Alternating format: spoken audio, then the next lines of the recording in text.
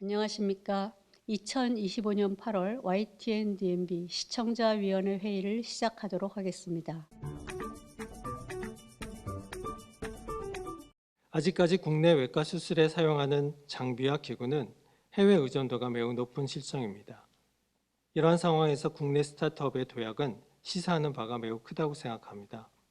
국내에서 다양한 기업들이 의료기구와 장비 개발에 참여하고 있으며 어려운 개발 과정을 겪고 있습니다. 국내 의료 장비와 기구가 발전하려면 방송에서 언급했듯 산학협동과 정부의 지원 등 다양한 관점의 논의와 정책 수립이 필요합니다. 개인적으로 의과 대학생, 의료보험 등 관련된 문제에 대한 대책도 있어야 한다고 생각합니다. 100세 시대와 고령 인구가 급증하는 상황을 고려할 때 의료 장비와 기구의 발전은 필수 사항이며 방송을 통해 그 성장의 가능성을 확인할 수 있었습니다. 프로그램 초반부에는 기존 개복 수술의 단점을 보완한 복강경 수술이 갖는 장점과 국내 복강경 수술의 전반적인 사항, 그리고 복강경 수술이 갖는 장점에도 불구하고 개복 수술을 대체하지 못하는 이유 등에 대해서도 구체적으로 잘 설명하였습니다. 또 기존 복강경 수술 기구와 로봇 수술의 장단점과 새롭게 개발된 다관절 복강경 기구가 갖고 있는 장점에 대해 여러 분야의 전문의들이 나와 비교 설명한 것은 시청자들의 이해를 돕는 구성이라고 생각합니다. 그러나 국내 스타트업 기업이 이러한 다관절 복강경 수술 기구를 개발하기 위해 어떠한 노력들을 해왔고, 또 국내 의료 스타트업 기업들에 대한 현황은 어떠한지 등에 대한 내용도 프로그램에서 언급하는 것이 프로그램의 제목과 내용 구성의 일치성을 갖게 하는 데 도움이 되지 않을까 생각합니다. 프로그램을 통해 반세기 동안 서울을 지켜온 YTN 서울타워의 숨은 이야기들이며 역사를 조명해보는 것은 분명 의미 있는 제작이었다고 봅니다. 일제시대 신성한 공간에서 점령지로의 애환도 있었지만 그곳에 국내 자체 기술인 철근 콘크리트 공법의 한국 최초의 송신탑이자 서울의 상징인 남산타워가 세워졌습니다.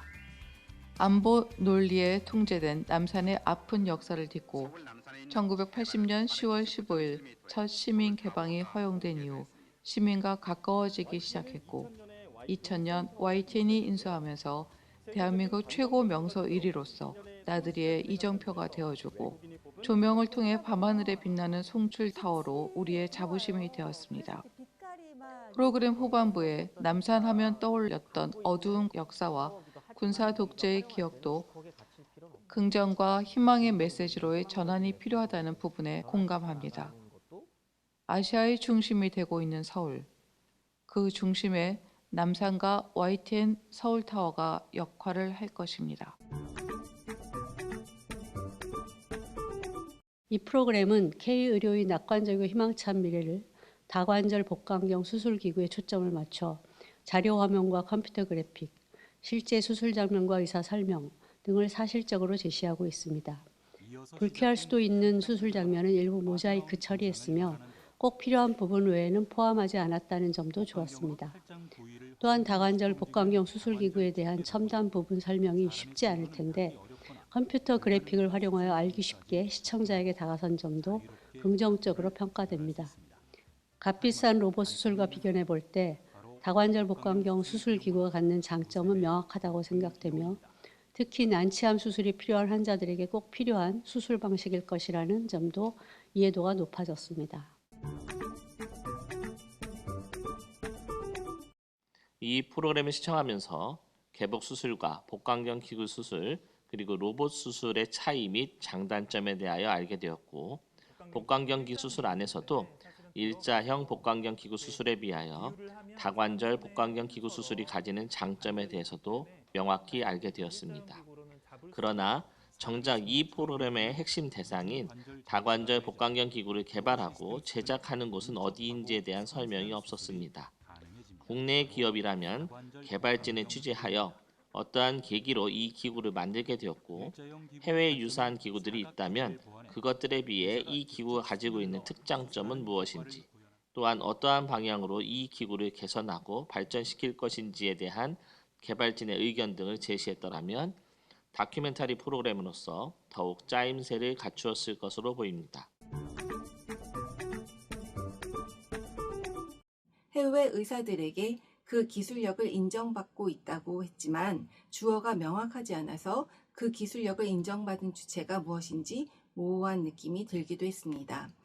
국내 복강경 기구에 대한 만족감을 보였다는 나레이션은 있었으니 국내 복강경 기구에 대한 코멘트였겠구나 싶기는 하지만 그래도 여전히 무엇에 관한 언급인지가 명확하지 않다는 느낌이 강하게 들어 듣는 이의 귀가 시원하지 않은 문장들이었습니다. 특정 기업의 제품의 홍보성 기획이 되는 것을 방지하기 위한 방편이었을 것으로 생각되기는 합니다만 시청자로서는 답답함을 느끼게 되는 서술 방식이었던 것 같습니다. 그리고 해외 유사 기구와의 비교나 해외 사례의 발전 정도나 방향에 대한 자료 제시도 있었더라면 더 객관적인 평가가 가능하지 않았을까 아쉬운 부분이 있었습니다. 특히 인상 깊었던 부분은 남산의 역사적 의미였습니다. 조선시대 목면산으로 불리며 봉수대를 통해 정보를 전달하는 통신의 중심지였다는 사실과 현재의 성심탓 역할이 맥을 같이 한다는 점이 매우 흥미로웠습니다. 일제강점기의 아픈 역사를 거쳐 현재에 이르기까지 남산이 시대의 변화를 고스란히 품고 있다는 설명이 매우 감동적이었습니다.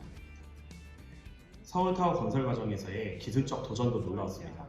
크레인이나 펌프카 없이 와이어 로프와 망태기를 이용한 수작업으로 480m 높이의 타워를 완성했다는 이야기, 그리고 단 한 명의 사상자도 없이 완공했다는 사실은 당시 건설 인력들의 헌신과 기술력을 보여주는 감동적인 내용이었습니다.